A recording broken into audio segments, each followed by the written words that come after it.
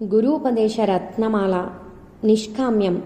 ఒక కోరిక నెరవేరడానికి దైవాన్ని ప్రార్థించడం ఆ కోర్కెనే ప్రార్థించడం అన్నమాట. దైవాన్ని ప్రార్థించలేము కనుక శివ సాయుధ్యమైన మోక్షాన్ని పొందాలని కాంక్షించే ముముక్షువుల హృదయంలో కోరికల తలపులు పూర్తిగా నశించటం తప్పనిసరి. ముక్తినిచ్చే శ్రేష్టమైన తపస్సునాచరించే సత్పురుషులు మోహాన్ని కలిగించే ఇహపర సౌఖ్యాలను భోగాలను కాంక్షించరు. అటువంటి భోగాలను ఆశించి చేసే తపస్సు కేవలం గంజి కోసం విలువైన వజ్రాన్ని ఇచ్చివేసే తెలివి తక్కువ పని వంటిది. వివరణ: తపస్సు లక్ష్యం ఆత్మసాక్షాత్కారం, అంతే తప్ప ఇతర విషయాల గురించి కాకూడదు. స్వర్గాది భోగాలకై చేసిన అసురుల తపస్సంతా వృధా అయినట్లు ఆత్మసిద్ధికి తప్ప ఇతరములకై చేసే తపస్సు వృధా అని భావము. గురూపదేశ రత్నమాల. ఇంద్రియ నిగ్రహం.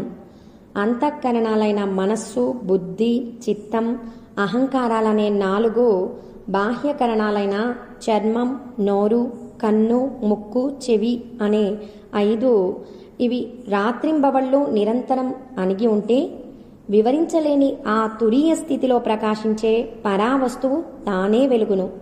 వివరణ: కరణేంద్రియాలను ప్రత్యేకంగా అణచటం సూటి అయిన మార్గం కాదు.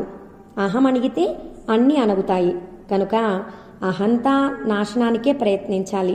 మనోవేగాన్ని అడ్డుకొని ఆత్మలో సంస్థితమయ్యేటట్టు చేయక మనస్సుకి ఏర్పరచిన విధి నిషేధాలను మీరి పంచేంద్రియాల ద్వారా మనస్సుని పరిగెత్తనీయటం ఒక ఊరి కోటను పగులగొట్టి సాగునీరు, మంచినీరు, చెరువుల గట్టులను తెగకొట్టి ఆ ఊరి నాశనానికి పాల్పడిన దోషానికి సమానం. ఏకమైన స్వరూపంలో ఉండక వేర్వేరు వ్యక్తులుగా విష్ణువు, బ్రహ్మ తమలో ఎవరు గొప్పయని తగవులాడుకొని వాదోపవాదాలతో బుద్ధిని కోల్పోయారు.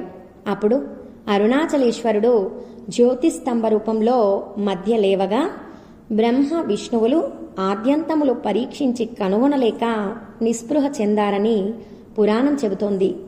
కరణములను బహిర్ముఖంగా పోకుండా అడ్డుకొనకపోతే కలిగేటువంటి కీడుని మనకు తెలియచేయటం ఈ కథ చెప్పడానికి కారణం.